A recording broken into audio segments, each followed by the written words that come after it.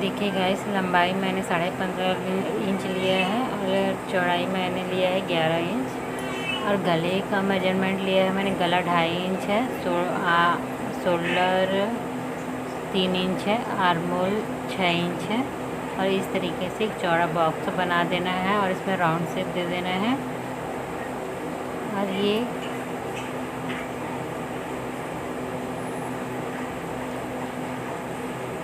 Back side की cutting है। तो देखिए, आपको जितना गले की गहराई चाहिए आप निशान लगा सकते हैं।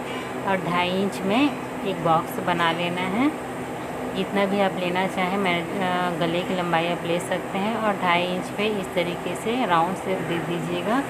थोड़ा आप और डीप करना चाहें तो और डीप कर सकते हैं। मेरे को ज़्यादा डीप करना नहीं है क्योंकि मुझे इसमें रस्सी नहीं लगाना है, इसलिए मैंने आधा इंच इसमें गले में बढ़ाते हुए गले को इस तरीके से कट किया है।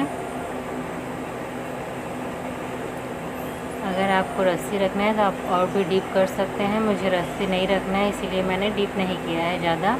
और देखिए, ये बेल्ट पट्टी है। एक साइड को 4 इंच और एक साइड को 3.5 इंच में मैंने निशान लगा के कट कर लिया है। ये हमारा बेल्ट में जाएगा। अब इसको कम बेसी करते भी बन जाता है, इसमें टेंशन लेने कोई बात नहीं रहती है। अगर आप आधा इंच के 1 इंच ज़्यादा भी ले लेंगे तो उसमें कोई दिक्कत नहीं है, बाद में इसको छटिंग करके बन जाता है। अब हम चलते हैं स्लीव की तरफ। तो पहले आप स्लीव का मेजरमेंट ले लीजिए, आपको कितना स्लीव चाहिए। तो मुझे छोटा रखना है स्लीव को, इसीलिए मैंने इसको 4.5 इंच लिया है। और लंबाई मैंने 9 इंच रखी थी। और स्लीव का शेप देते हुए मैंने कट कर लिया है। और बीच में एक टक कर लिया है बीच पॉइंट में। और देखिए, आप चलते हैं हम कटोरी की तरफ, जिसको हम चोली भी कहते हैं।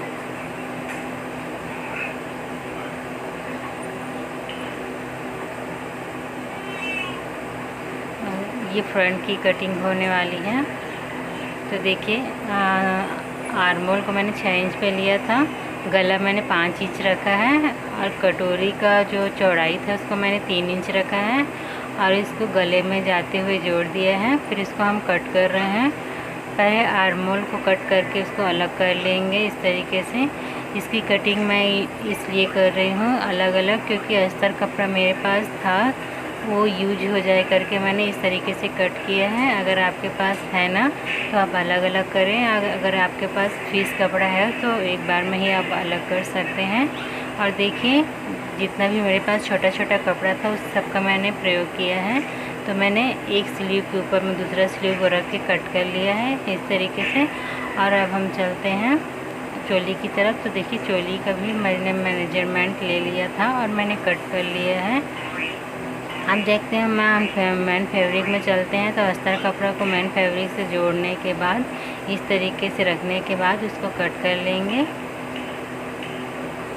और आपको थोड़ा एक्स्ट्रा ही मेन फैब्रिक को कट करना रहता है, आप उसका ध्यान दीजिएगा। काहे कि कई बार ना हमारा जो मेन फैब्रिक रहता है वो धागा छोड़ता है, उसके वजह से हमको सिलने के समय दिक्कत हो जाता है। क्योंकि ये धागा ना खसकते खसक जाता है और थोड़ा दिक्कत हो जाता है, इसलिए हमको थोड़ा एक्स्ट्रा रखना पड़ता है मेन फैब्रिक को।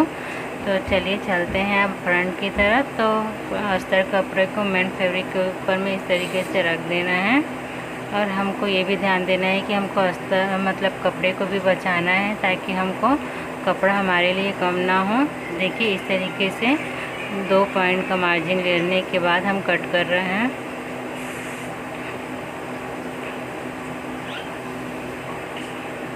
देखिए, स्लीव अस्तर कपड़े को स्लीव में रखने के बाद मेन फैब्रिक में कट कर रहे हैं।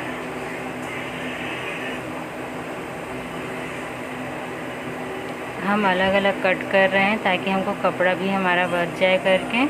तो देखिए, इस तरीके से अलग अलग करने के बाद हम कट किए हैं स्लीव को।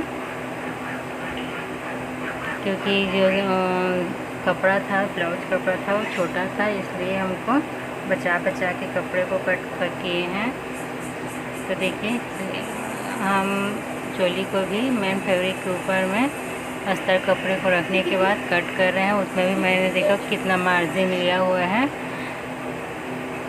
तो आपको भी ध्यान देना है कि आपको मेन फैब्रिक में मार्जिन ले लीजिएगा, ताकि धागा निकले तो भी हमें कोई प्रॉब्लम ना हो, हमारा जो मेन जो नाप होता है वो बिगड़े ना। तो इस तरीके से हम कट कर रहे हैं। ऑलमोस्ट हमारा कटिंग होने वाला है।